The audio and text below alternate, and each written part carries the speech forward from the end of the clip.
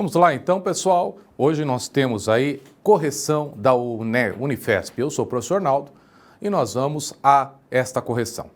Preste o máximo de atenção. Vamos lá? Então, primeira questão, uma questão de mecânica, uma questão muito boa, não é? Que fala de um gatinho que subiu no telhado, não é?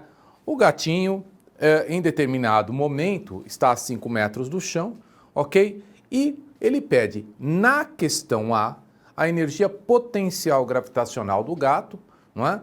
E aí nós entendemos que a energia potencial gravitacional em relação ao chão, ok? Energia potencial gravitacional depende do referencial adotado, não é? Muito bem. E se caso o gato cair verticalmente a partir daquela altura de 5 metros, ele quer saber qual seria, então, não é, a velocidade com que o gato chega ao chão. Muito bem. Questão B. Se o gato saltar verticalmente, ok, e voltar para a mesma posição, ou seja, um lançamento vertical sem resistência do ar, quanto tempo, não é, ele ficará no ar, ok? Do pulo à volta. Legal, então vamos lá. Primeira questão, uma questão bem simples. Energia potencial gravitacional, mgh, ok? Então, energia potencial gravitacional vai ser a massa do gatinho, que é 3, vezes a gravidade, que é 10, o desnível ao solo tomado como referência 5 metros, então a energia potencial é 150 joules. Muito bem, agora vamos calcular a velocidade com que o bichano chegaria ao chão, ok? Partindo de uma velocidade inicial igual a zero. Há vários jeitos de fazer, nós optamos por conservação de energia mecânica, já que é um sistema conservativo, a única força que atua sobre o gato após a saída do telhado é a força gravitacional. Então, a energia potencial gravitacional se converterá em energia cinética. Simplifica as massas, você vai ter que a velocidade em modo com que o gatinho chega ao chão é raiz quadrada de 2gh. Então, 2 vezes g, que é 10, o h vale 5, a velocidade em módulo 10 metros por segundo, bem simples, não é? Muito bem. Agora, vamos calcular o tempo de voo. Questão B. Há duas maneiras de fazer. Nós optamos pela seguinte. Primeiro, nós vamos calcular o tempo de subida. Como ele volta à mesma posição, o tempo de subida é igual ao tempo de descida. Ok? Sem problema. Agora veja, para você ter a outra opção, você pode lembrar que se a velocidade escalar com que ele salta, não é de 4 metros por segundo, como diz o problema, ao voltar para aquela posição, a velocidade escalar vai ser menos 4 metros por segundo. Então aí você já calcula direto o tempo de voo, tá bom? Sem precisar somar o tempo de subida com o tempo de descida, que seriam iguais. Então vai ficar V igual a V0 mais gama T, cola lá para eles. Não é? Orientamos a trajetória para cima, a velocidade final menos 4, velocidade inicial 4, não é? O gama negativo, né? Menos 10, então nós temos um tempo de voo de 0,8 segundos. Repito, há outras maneiras de fazer. Então a questão fica assim, resposta da A, 150 joules e 10 metros por segundo. Resposta da B, 0,8 segundos, um exercício relativamente simples. Tudo bem? Vamos para o próximo? Vamos. Olha aí, mais uma questão de mecânica, não é? Sempre cai, né? Ele fala aí sobre um reboque, não é, de massa total 500 kg engatado a um Jeep de massa total 2.000 kg. Não é? Na questão A, ele quer que você determine a aceleração do sistema, não é, quando a força aplicada pelo Jeep é de 5.000 newtons. Então vamos lá, bem simplesinho, né? Questão B, ele quer saber qual seria o atrito, não é? Estático, né, entre o Jeep e o chão, ok? Na situação em que ele está em equilíbrio nessa rampa, ok? Além disso, você também vai ter, ok, que colocar a ação das forças sobre o sistema, ok? Especificando, claro, todas as forças atuantes. Ok, então vamos lá, primeira parte, bem simples. Veja só, a segunda lei de Newton, o princípio fundamental da dinâmica, cola lá para eles verem, garante que a força externa aplicada, que é a força de 5.000 newtons, né, provoca aceleração em todas as massas do sistema. Ok? Muito bem. A força aplicada pelo engate é a massa da lancha mais a massa do reboque vezes a mesma aceleração. Não esqueça que a aceleração é a mesma nas duas situações. Como ele quer saber a força aplicada pelo engate, a tração no engate, não é? Nós fizemos o seguinte, ao invés de calcular a aceleração com a expressão número 1, não é? Nós simplesmente dividimos uma pela outra, para não ter que calcular a aceleração. Então a relação vai ser força aplicada pelo engate sobre 5.000 está para 500 sobre 2.500, a força aplicada pelo engate é 1.000 newtons, bem simples, né? Agora, olha só, a ação das forças, né, no sistema, ok? Então, há apenas duas forças agindo no sistema, quando ele está no plano inclinado, não é? A força-peso e a força aplicada pelo apoio. Claro, você pode decompor a força-peso e a força aplicada pelo apoio. A força aplicada pelo apoio pode ser dividida na componente normal e no atrito, sem problema. Então, ou você desenha assim, não é? Ou você deixa claro para o examinador que você decompôs essas forças. Tá legal? Muito bem. A força de atrito aí, então, ela vai equilibrar a componente tangencial do peso, não é? Então, puxando o sistema rampa abaixo, nós temos o PT. PT é mg seno de θ.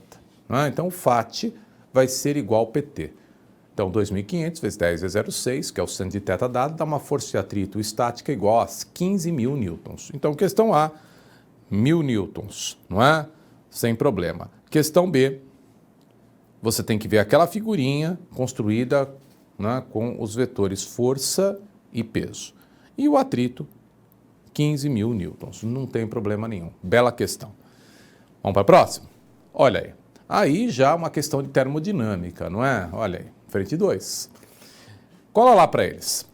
Analise o diagrama que representa o ciclo de transformações sofridas por um gás ideal em uma máquina térmica. Sabe-se que no ponto C a temperatura do gás é 800 Kelvin. Então, no estado C, 800 Kelvin. Nós temos que lembrar isso, tá bom? 800 Kelvin. Legalzinho. Qual é a temperatura do gás no ponto A, em graus Celsius? Questão B. Qual será a variação de energia interna do gás ao longo do ciclo completo ABCA? E calcule o valor absoluto do trabalho realizado na compressão do gás, ok? E aí há uma certa polêmica. Então vamos lá. Questão A. Nós vamos calcular a temperatura usando a lei geral dos gases perfeitos. PV sobre T é constante. PVT povotó, como alguns falam, não é? Colocamos os valores, 8 vezes 10 à quinta, vezes 0,5 vezes 10 a menos 3, que é a pressão e o volume respectivamente em A, sobre a temperatura em Kelvin A, é igual a 2 vezes 10 à quinta, vezes 0,5 vezes 10 a menos 3, sobre 800. Observe que de A para C, tal qual o exercício nos diz, não é? Houve uma transformação isocórica, por isso que o volume é o mesmo em A e C, não é? Muito bem, a temperatura era de 800 Kelvin no ponto A. Então, simplificando, não é? Multiplicando isso em cruz, nós vamos ter uma temperatura de 3.200 Kelvin. Agora vamos passar para Celsius. Basta subtrair 273. Então dá 2.927 graus Celsius, uma questão relativamente simples também. Agora vamos à outra, né? Que há uma certa controvérsia, né? Bom, no ciclo, como a temperatura final coincide com a temperatura inicial, porque o gás, por exemplo, volta ao estado A, então não há variação de temperatura, não há variação de energia interna. Então, no ciclo, a variação de energia interna é igual a zero. Agora, cola lá para eles observarem. Se compressão for entendida como um aumento de pressão, não é? Do aquecimento isovolumétrico CA, o trabalho é nulo, né? Não há troca de trabalho quando não há, não é, variação de volume. Agora, se compressão for entendida como diminuição de volume, ou seja, contração, então o resfriamento é isobárico, o trabalho é numericamente igual à área sobre o gráfico da transformação com unidades em joules, sinal negativo, porque haveria uma redução do volume, não é? Então aí o trabalho seria igual a menos aquela área, não seria base, não é? A base aí é 2 vezes 10 a menos 3, seria essa base, vezes a altura, ok? Que é 2 vezes 10 a quinta, daria 4 vezes 10 a 5, a segunda joules. Então, cabe aí a interpretação do examinador, não é? O termo compressão aí pode ter sido usado incorretamente, não é? Então, levaria a outro tipo de solução. Belezinha? Ok? Tá legal. Vamos para a próxima? Olha lá. 3 blocos em formato de paralelepípedo retangular, numerados de 1 a 3, estão empilhados como mostra a figura. Os blocos são feitos de uma substância transparente, de encefração absoluta N1, N2, N3, respectivamente. A figura mostra uma visão lateral desse empilhamento e uma malha quadriculada como referência e a trajetória de um raio de luz monocromático que segue paralela ao plano das faces, paralelamente ao plano das faces exibidas, né? Ok. Sabendo que o índice de refração absoluto do meio 1 é 1,5 e que o modo da velocidade da luz no vácuo é 3 vezes 10 oitava metros por segundo, não é? Ele quer que você determine a velocidade da luz no meio 1 e no meio e o índice de refração do meio 2. Depois, observando que o comportamento do raio de luz que a partir do meio 2 dirige para o meio 3 responda se o meio 3 é mais ou menos refringente que o meio 2 e em seguida determina o valor de índice de refração relativo do meio 3 em relação ao meio 2, N3 sobre N2. Então vamos lá, é uma questão de ótica, não é? Questão A gente já sabe, não é, que índice de refração é C sobre V, onde V é a velocidade da luz no meio. Então se eu quero calcular a velocidade da luz no meio 1, 3 vezes 10 oitava dividido pelo índice de refração, que é 1,5, dá 2 vezes 10 oitava. Agora, o índice de refração no meio 2, nós vamos calcular a partir da lei de Snell-Descartes. Então nós temos triângulos retângulos na figura, dá uma olhada, ok? Triângulos retângulos. E são triângulos pitagóricos, proporção 3, 4, 5 unidades aí da escala. Então nós vamos ter que o seno de I, por exemplo, seria 4U sobre 5U, dá 4 quintos. O seno de R, cateto oposto, 3U sobre 5U, dá 3 quintos. Substitui na lei de Snell-Descartes e você vai encontrar que N2 é igual a 2, tudo bem? Claro que você vai usar o N1, né, calculado no item anterior, né? Legal, na questão A, mas uma das perguntas, a primeira pergunta que ele fez. Agora vamos para outra, né? Dá uma olhada. A B, o que está acontecendo do meio 2 para o meio 3, não é?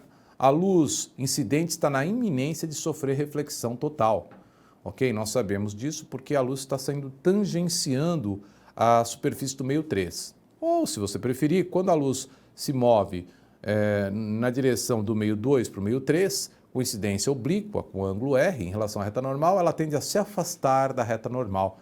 Portanto, o meio 3 é menos refringente do que o meio 2, ok? Legal.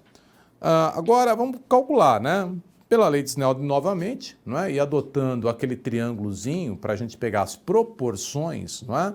Nós temos que a proporção do triângulo de seno no triângulo do meio 2 é 3 quintos. O seno do ângulo no meio 3 é o 190, não é? Ok? Então, nós vamos ter que N3 sobre N2 é igual a 3 quintos. Muito simples, não é? Então, questão A, 2 vezes 10 oitava, N2 igual a 2. Questão B, o meio 3 é menos refringente que o meio 2. E N3 sobre N2 é 3 quintos. Uma questão bem legalzinha, né? Boa. Muito bem. Agora um pouquinho de eletricidade aí na turma, né? Vamos lá? Olha lá. Ele fala o seguinte: os terminais AB de uma espira circular estão conectados a um circuito elétrico. Os resistores do circuito são ômicos. E os geradores de fios de ligação e o amperímetro e a chave são ideais, como mostra a figurinha aí, né? Muito bom. A pergunta é a seguinte: quando a chave é mantida aberta, o amperímetro indica a passagem de uma corrente de 6 amperes. Muito bem. Determine a diferença de potencial U do gerador e, em seguida, a intensidade da corrente elétrica que passa pelo amperímetro quando a chave está fechada. Não é? Ele deu quando a chave está aberta. A espira tem um certo diâmetro, ele te dá a permeabilidade magnética do meio, não é? E ele quer que você calcule aí, né, a direção e sentido do vetor campo magnético no centro da espira e a intensidade desse campo. Muito bom. Então vamos lá. Olha lá. Então, com a chave aberta, nós temos que a corrente é 6 amperes e a resistência equivalente é 60 ohms. Ok? Então, olha lá, chave aberta, tá? Essa seria essa ideia aqui, ó. Chave aberta, tá? Resistência elétrica de 60 ohms. Não passa a corrente elétrica pelo de 30 ohms. Muito bem. Então, nós vamos ter que U igual a R vezes I, então U igual a 360 volts. Com a chave fechada, nós mantemos, né, o U igual a 360 volts, não é? Só que agora fica o resistor de 60 e de 30 em paralelo. Resistência equivalente produto pela soma dá 20 ohms. Então a corrente elétrica agora vai ser 300 dividido por 20, que dá 18 amperes, que é uma das perguntas, né? Agora nós vamos usar a lei de Biot-Savart, não é? Então, regrinha da mão direita, não é? Estabelecida pelo sentido da corrente do polo positivo, polo negativo. Então, o campo magnético no centro da espira, não é? É perpendicular a esse plano e está vindo para os nossos olhos, está saindo do plano. Agora, para calcular o valor, é bem simples, né? Olha lá, a intensidade do campo magnético pode ser definida por B igual a μi sobre 2 vezes R. É uma formulinha que o aluno teria que lembrar, não é?